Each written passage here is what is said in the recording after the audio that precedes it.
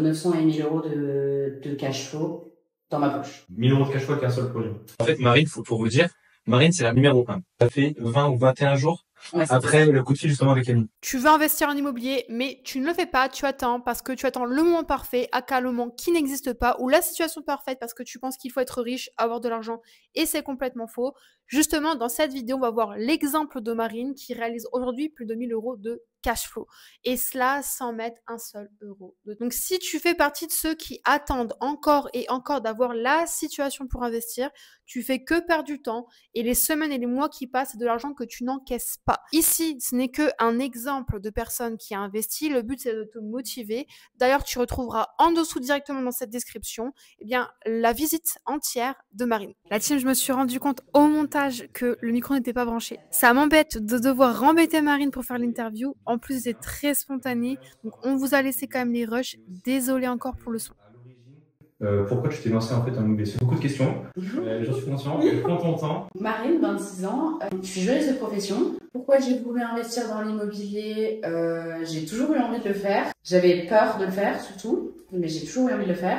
Depuis assez jeune, je m'étais déjà dit, en tout cas en commençant mes études, que je voulais le faire, que peut-être je me dirigerais plutôt vers une carrière dans l'immobilier. Bon, finalement, ça n'a pas été le cas, mais l'intention était là. Et finalement, j'ai eu un peu peur de me lancer, donc j'ai attendu. Je pensais qu'il fallait beaucoup d'apports, que j'avais pas de toute évidence. Je pensais qu'il fallait un salaire un peu plus important quand j'ai commencé à travailler. J'ai pas eu ce déclic, mais ça s'est débloqué au fur et à mesure où j'ai compris qu'il fallait pas d'apport. J'ai compris que finalement ça a été accessible même si j'étais toute seule. Finalement, c'est en me renseignant que j'ai un petit peu débloqué ces peurs. Surtout pour avoir un patrimoine de mon vivant, qu'avec les loyers je puisse aussi plus profiter. Que ce soit pour moi ou pour mes proches de manière générale, mais en tout cas apporter un confort de vie plutôt que j'aurais pas si j'avais pas ces loyers-là. Surtout pour ça, après évidemment il y a la partie de la retraite où c'est toujours très bien de se dire on a des loyers qui rentrent, des revenus, donc si on choisit de réduire son activité professionnelle, d'arrêter de travailler plus tôt parce que X ou Y raison. Tu peux te permettre, quand tu fais des bons projets comme le tien, tu vois, qui est super, dont on parlera juste après, en termes de chiffres, si par exemple demain tu décides de te mettre en arrêt de travail ou que tu décides de te mettre à mi-temps, si en parallèle tu as fait de l'immobilier, que tu as un cash flow de 2, 3, 4, 500 euros par mois, tu peux te permettre justement de prendre plus de jours de congé entre guillemets et faire ce que tu veux derrière. On va parler maintenant de ton projet, là où on se trouve aujourd'hui, que les gens puissent se rendre compte, est-ce que tu es riche, est-ce que tu gagnes 10 000 euros par mois? Pour le détail du projet, la maison je l'ai négociée à 95, elle était vendue 98 000, 10 000 euros de travaux, je n'avais pas d'apport dessus, donc c'est vraiment, je n'avais rien du tout de ma poche. Mes frais de notaire que j'ai payé 8 000 euros. Toi, t'as rien fait du tout? J'ai fait que le montage des meubles, j'ai rien fait du tout. T'as pas rien fait technique. T'as pas branché les câbles électriques? Pas du tout. Le truc le plus technique que j'ai fait, c'était des lampadaires. Ok, oh, donc ça va. Okay. Et du coup, on a un projet total, un financement à combien? J'ai un crédit qui fait 125 000 euros. 125 000 Parce que je me suis laissé, en plus de toutes ces dépenses-là, cette marge aussi que j'ai dans ma poche actuellement. Ok. Au cas où. En termes de mensualité, je suis à 680 euros par mois. Ce qui, dans la métropole lilloise, fait un loyer normal d'un 35 mètres carrés. Ouais, ça va, je te devrais tirer. On rappelle, avec 680 euros par mois de mensualité, toi, tu vas exploiter de quelle manière, avec combien de loyers? Sur les loyers, j'ai 3 fois 480 et 1 fois 430, c'est ce que j'expliquais pendant la visite. Mes loyers, moins mes charges, donc je m'en sors avec entre 900 et 1000 euros de cash flow dans ma poche. 1000 euros de cash flow qu'un seul projet? C'est ça. Ah, 125 000.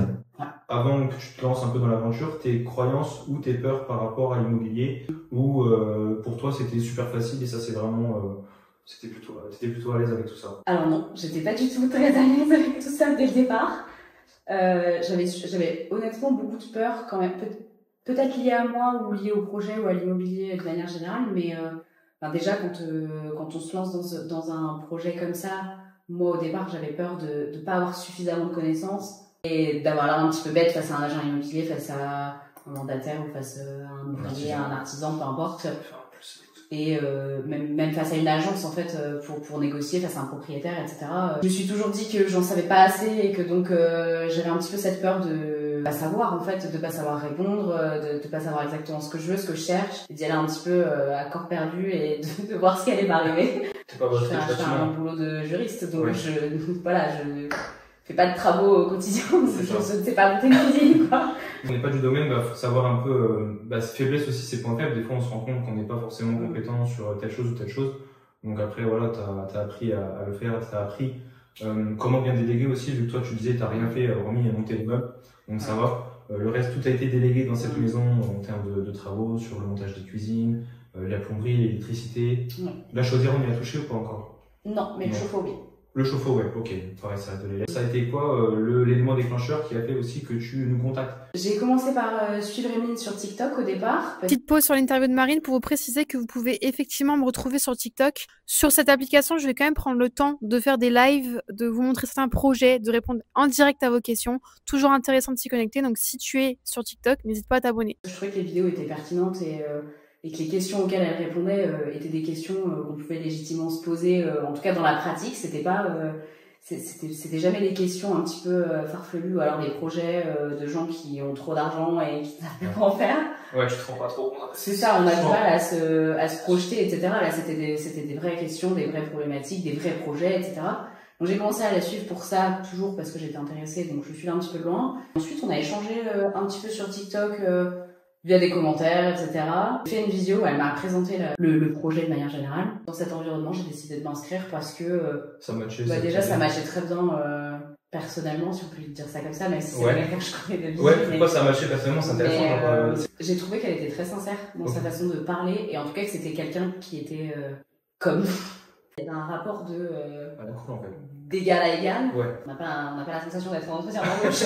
Ouais. Après, moi, ce qui m'inquiétait surtout sur des projets immobiliers, c'était la gestion des impayés. Ok. Parce que c'était le premier truc qui me venait à l'esprit de me dire, ok, si j'investis, mais qu'est-ce qui se passe si on paye pas et que j'ai un crédit à payer derrière, que j'ai pas mon propre loyer, etc. Donc en fait, un peu l'aspect gestion financière qui m'inquiétait un petit peu. Ouais. Ça sèche la gorge. Je te resserre rien. En vrai, je veux bien, ouais. Merci. Une fois que tu as intégré Binvest, du coup, qu'est-ce qui s'est passé concrètement dès que tu nous as intégré? Qu'est-ce qui s'est passé? Ça a été assez rapide, tout de suite mise à fond sur les vidéos de formation, à prendre un maximum de notes. Tu venais au coaching assez régulièrement aussi? Je venais aussi au coaching tout de suite, même quand j'étais pas très avancée et que j'avais pas commencé forcément mes recherches de biens, etc. Au moins pour écouter les autres et leurs projets et quelles pouvaient être leurs problématiques. Puis t'as l'expérience des gens aussi. C'est ça, pour avoir un petit peu une idée de, ok, comment est-ce que ça se déroule dans la vraie vie, ce qui est préféré par les autres et quel est leur avis là-dessus. Donc ça, j'ai trouvé que c'était super enrichissant. Parce qu'on a plein d'options, donc en fait, après, on choisit finalement. Je trouve que c'est bien d'avoir le retour des autres et d'avoir un petit peu leur avis. Tu avais intégré, il faudrait que je retrouve la date, je vous mettrai la date juste ici. En fait, Marine, pour vous dire, Marine, c'est la numéro 1. Marine, c'est celle qui a fait son offre d'achat le plus rapidement possible après son intégration à Binvest. De mémoire, je te l'avais dit en plus, tu l'as fait 20 ou 21 jours après le coup de fil justement avec Emeline. Ouais. Puis finalement, ça allait super vite parce que, toujours dans ce truc de recherche, alors j'ai passé jour et demi, hein. Honnêtement, j'étais très déterminée à trouver un truc qui allait fonctionner. Et donc j'ai visité 2 maisons. C'est peut-être pas beaucoup, mais j'en ai visité que 2. J'en ai visité une autre qui est un petit peu sur le même, qui ressemble un petit peu à celle-ci, mais qui était beaucoup plus ancienne et il y avait beaucoup plus de travaux. Donc ça m'a permis d'avoir un premier contact avec un agent immobilier et de voir un petit peu comment il va me présenter le projet. J'ai eu un petit peu peur en voyant les travaux. J'ai trouvé celle-ci, j'ai fait la visite tout de suite, plutôt bien sortie. Donc, et pas très cher, objectivement. T'as négocié un petit peu en plus, t'as réussi à gagner? J'ai négocié un petit peu quand même. Je l'ai tenté. T'as bien fait. On sait jamais. C'est toujours mieux dans ta poche. Et ça a fonctionné. Toi, comment tu décrirais un petit peu le suivi et l'accompagnement de l'équipe? Honnêtement, très fluide. Merci. Très fluide. Et c'est surtout que, justement, j'avais besoin de cet accompagnement, d'avoir un petit peu quelqu'un qui répond à mes questions, même des fois des questions très bêtes, j'admets. Mais d'avoir quelqu'un qui me reconcentre au début, sur, c'est vrai. sur les points qui étaient importants et les trucs qui le sont peut-être un peu moins pour pouvoir faire les choses dans l'ordre. J'ai tendance à faire tout en même temps. C'est très bien parce que du coup, au départ, je suis allée très vite et donc en tout cas, j'ai fait une offre rapidement, etc. Donc ça a pu débloquer pas mal de choses. Mais après, on s'éparpille aussi très vite. Elle est juste un petit peu orientée, on va dire, le processus pour que ce soit bien fait étape par étape. Et que tu n'oublies rien et aussi que tu brûles pas les étapes. C'est ça, je sais que moi j'ai tendance à le faire, donc j'ai trouvé que l'accompagnement était très bien sur ça pour m'aider un petit peu à me recadrer, à revenir un peu dans ce qui était important. Là aujourd'hui, tu vois, tu as ta maison, mais tu vois, on est toujours en contact. Donc, je suis là aujourd'hui chez elle. Merci encore pour l'invitation. Et on va encore te suivre justement pour tout ce qui est mise en location. Si tu as des questions après, pareil pour le choix des locataires, comment bien les choisir, pour après la déclaration avec les impôts, comment bien tout remplir pour pas se faire avoir. Et vu que là, tu as fait quelques travaux, tu pourras déduire beaucoup de choses et éviter de payer pas mal d'impôts sur tes loyers en plus. Et vraiment là, sur le long terme avec toi. C'est aussi ça que je trouve très bien, c'est qu'on est suivi de A à Z de je n'ai rien, je n'ai pas de, en tout cas, je n'ai pas de projet fixé, je ne sais pas quel bien j'ai envie d'acheter, ni ce que j'ai envie de faire, est-ce que j'ai envie de faire de la coloc, de la location courte durée. Je sais pas trop où est-ce que j'ai envie de me jeter. Je mets en location, je déclare mes impôts, le bien me rapporte de l'argent et tout tourne presque tout seul finalement. Ouais, t'as tout de A à Z. C'est ça. Ok, tu en es où dans tes objectifs? Je pense que d'ici un an et demi, je commencerai à me repencher sur des recherches pour un deuxième bien, exactement. Okay. Et ensuite, pourquoi pas continuer. Je sais pas exactement combien de biens j'ai envie d'acheter. J'ai pas d'objectif financier de me dire j'ai envie de faire 1 million avant mes 30 ans. Pour l'instant. Il y en a qui sont comme ça, c'est pour ça que je demande toujours. Mais c'est super intéressant, tu vois. Ça va aussi me permettre de, moi, peut-être acheter une résidence principale. D'acheter un truc plus sympa, dans un coin qui va être mieux. T'en as parlé un peu autour de toi de ça ou pas? J'en ai parlé, ouais. j'en ai parlé à mes parents une fois que j'avais fait l'offre. Faut éviter qu'ils m'arrêtent. J'en ai parlé à mes parents une fois que j'ai fait l'offre et à mes amis aussi une fois que j'avais fait l'offre. Ok. C'est vrai que j'ai quand même eu beaucoup de... T'es sûr, et puis ton coup, t'as pensé à ça, et pour les impôts, tu vas faire comment? Mais t'es sûr qu'il va pas y avoir de trop gros travaux, de trucs que t'as pas prévus? T'es sûr que tu vas t'en sortir, mais tu vas faire comment? Tu travailles à côté pour louer? En fait, tu vois, toutes les questions que t'as, en fait, c'est pas tes peurs à toi, c'est leur peur à eux. C'est tout ce que eux se posent comme peur, comme question, ils vont te les transmettre. Alors que toi, t'es sereine comme jamais, ton projet est excellent. Mais le fait d'en parler à un entourage qui n'est pas réceptif, qui l'a pas encore fait, qui n'a jamais été propriétaire, qui n'a pas d'environnement investisseur, et aussi qui n'a pas eu de réussite, parce que tu as des gens qui investissent dans l'immobilier, mais ils font n'importe quoi, donc forcément ils ont des mauvaises situations. J'ai pu faire une barrière, déjà, dans un premier temps, en leur donnant pas trop de détails sur, je pense à mes parents notamment, qui étaient, en tout cas, qui avaient investi, qui se sont un peu ratés sur le projet. Ils avaient investi dans du neuf, mais bon, ils l'ont pas revendu ils l'ont vendu à un prix inférieur à l'achat, donc ils ont un peu perdu d'argent sur le projet, donc c'est ça qui leur faisait un peu peur. Puis ils sont un peu dans le schéma de c'est la résidence principale d'abord, puis ensuite l'investissement, et si te reste de l'argent, tu vois ce que tu fais avec. Donc ils avaient un petit peu du mal à comprendre, donc j'ai pas donné trop de détails, j'ai juste annoncé que j'avais fait une offre, j'ai monté 3-4 photos de la maison pour leur montrer ce que j'avais acheté, et puis ça s'est arrêté là, comme ça je sais que je pouvais avancer, me concentrer un peu sur les vraies infos, et moi ensuite comment est-ce que j'allais avancer. Et là, une fois que c'est terminé, j'ai invité tout le monde pour faire un réveil. Voilà, génial. Et là, ils étaient là pour la... Et là, tout le monde trouvait ça super. Ah, finalement, c'est bien, hein, ce que tu fais. Ah, comment t'as fait?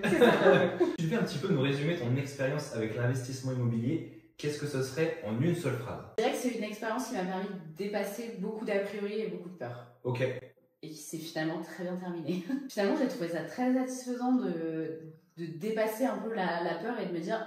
Je l'ai fait et en fait ça va. Ok, j'espère que le témoignage de Marine vous a au moins motivé à passer à l'action. Donc si toi aussi tu veux te lancer, je t'ai mis encore une fois l'exemple de sa visite directement que tu peux retrouver en description. Tu trouveras également d'autres exemples, donc je t'invite vraiment à les checker tous là en dessous.